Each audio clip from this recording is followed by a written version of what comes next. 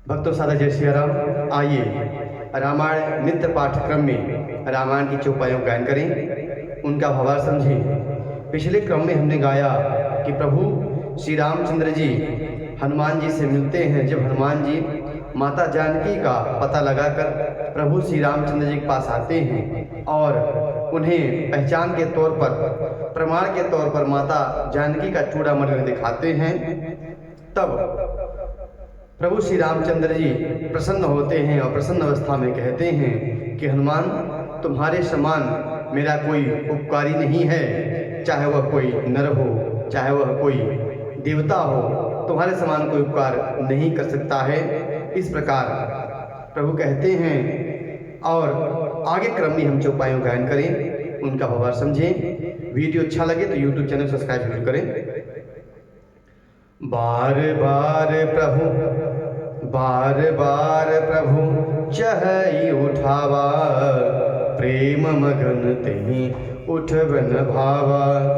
प्रभु कर पंकज कपि कैसीसा, सुमिरि सुदशा मगन गौरीशा। प्रभु बार बार हनुमान जी को उठाना चाहते हैं, परंतु प्रेम में डूबे हुए हनुमान जी प्रभु के चरणों से उठना नहीं चाहते हैं और प्रभु का कर कमल हनुमान जी के सिर के ऊपर है और उनका जो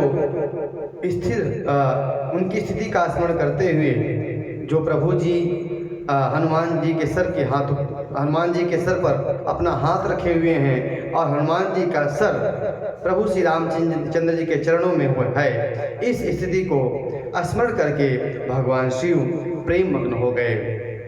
सावधान मन करी पुनि शंकर, लागे कहन कथा अति सुंदर।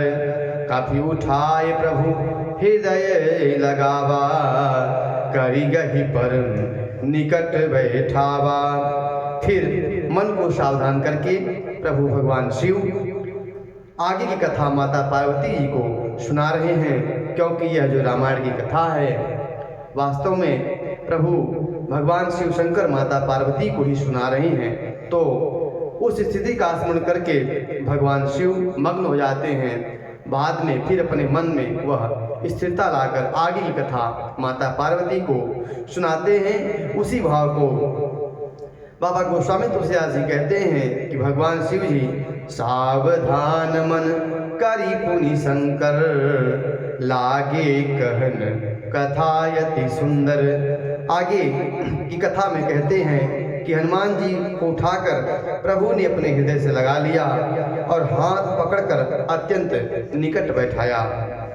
कहु कपि रावण पालित लंका, केहि विधि दह्यु दुर्गयति बंका।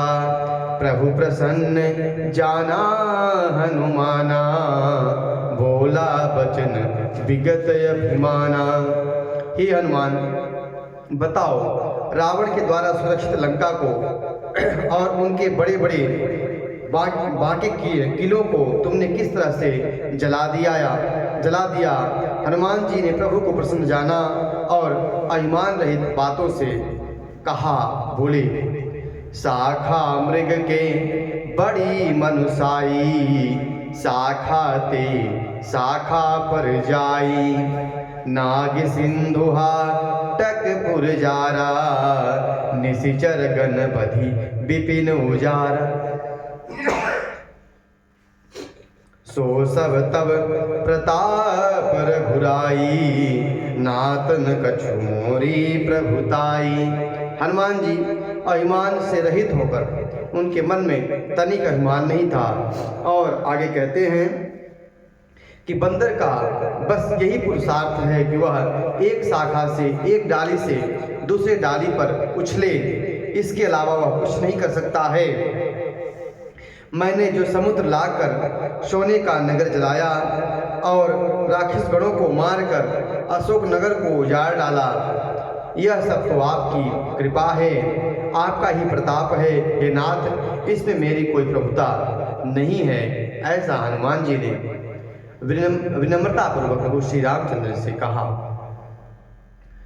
ता कहूँ प्रभु कछु अगम नहीं, जा पर तुम अनुकूल, तब प्रभाव न लही, जारिस कई खल तूल। हे प्रभु, जिस पर आप प्रसन्न हो उसके लिए कुछ भी कार्य कठिन नहीं है। आपके प्रभाव से बड़वानल को निश्चित ही जला सकती है। कोई भी कार्य किसी भी व्यक्ति के लिए संभव नहीं है जिस पर आपकी कृपा हो। नाथ भगति अति सुखदायनी, देहु कृपा करी अनपायनी, सुनि प्रभु परम सरल कपिबानी, एवमस्तु तब कहेउ भवानी। हे नाथ, मुझे अत्यंत सुख देने वाली आपकी निश्चल भक्ति कृपा करके आप मुझे प्रदान कीजिए।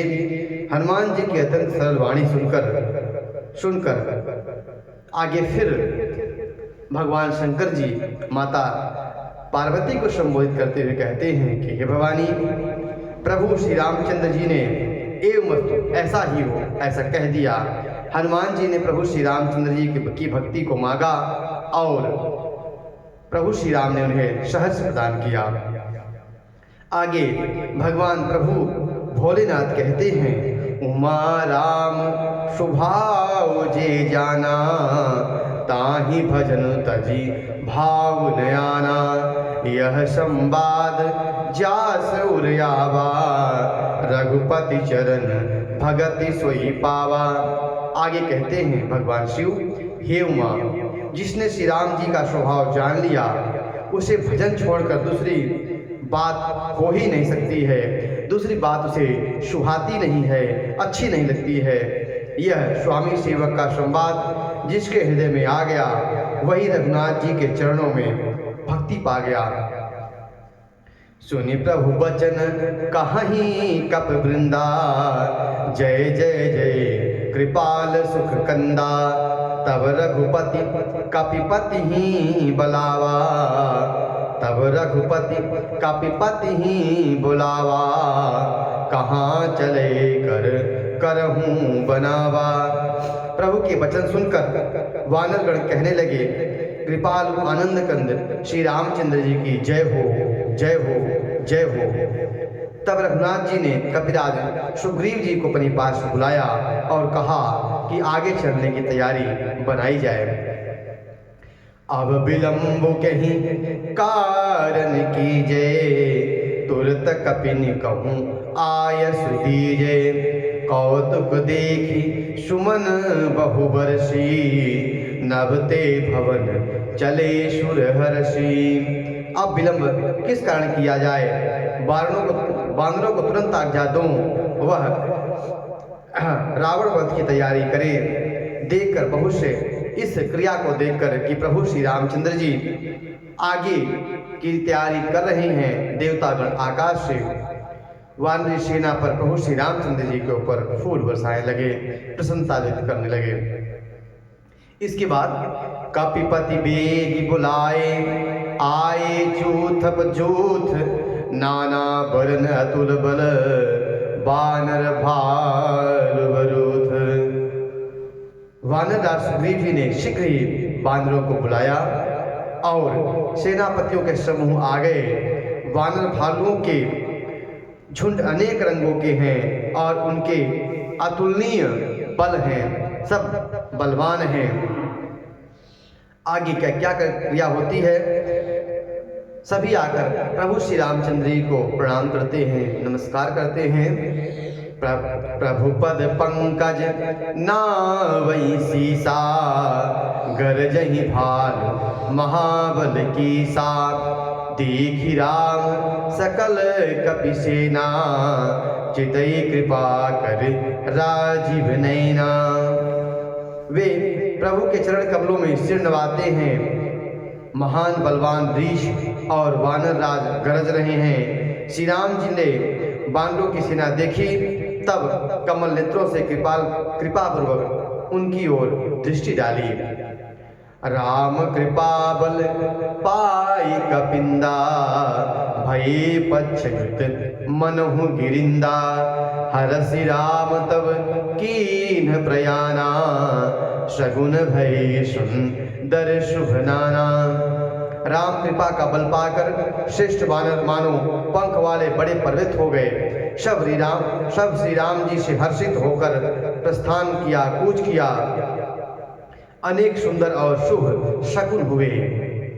जासु सकल मंगलमय कीति तासु प्रयाण सगुन यह नीति। प्रभु प्रयाण जाना वै देहि फरकी बाम अंग जनु कही देहि। जिसकी कीर्ति सब मंगलों से पूर्ण है, उसके प्रस्थान के समय सगुन होना यह नीति है। प्रभु का प्रस्थान जानकी जी ने भी जान लिया, क्योंकि उनके बाम अंग फरकने लगे और फरक कर मानो यह कह रहे हो कि प्रभु श्री रामचंद्र जी आ रहे हैं। जोई जोई सगुन जानकी होई असगुन भयउ रावण ही सोई। चला कटुक को बरे नय पारा गरजहि बानर भालु अपारा। जानकी जी को जो जो शकुन होते हैं वही रावण के लिए अपशकुन हुए। सेना और उसका वर्णन कौन कर सकता है। असंख्य बानर भालू जूत के जूत गर्जना करके आगे चल दिए। नख आयुध गिधि गिरिपाद पधारी चले गगन मही इच्छाचारी। के हरनाद भालु कपि करही डगमगाई दिग्गज चिक्करही। नख ही जिसके शस्त्र हैं और वे इच्छानुसार चलने वाले ऋष बानर पर्वत और वृक्षों को धारण कर किए, कोई आकाश से कोई पृथ्वी पर चले जा रहे हैं। वे सिंह के समान गर्जना कर रहे हैं और दिशाओं के हाथी विचलित होकर चिढ़ाने लगे हैं। इतनी बांदरों की सेना थी, जो दिशाएं भी थी वह विचलित हो रही थी। आज की कथा में इतना ही। अगले भाग में हम आगे के छंद का पाठ करेंगे, उसका भावार्थ समझेंगे। जय जय श्री राम। हर हर महादेव।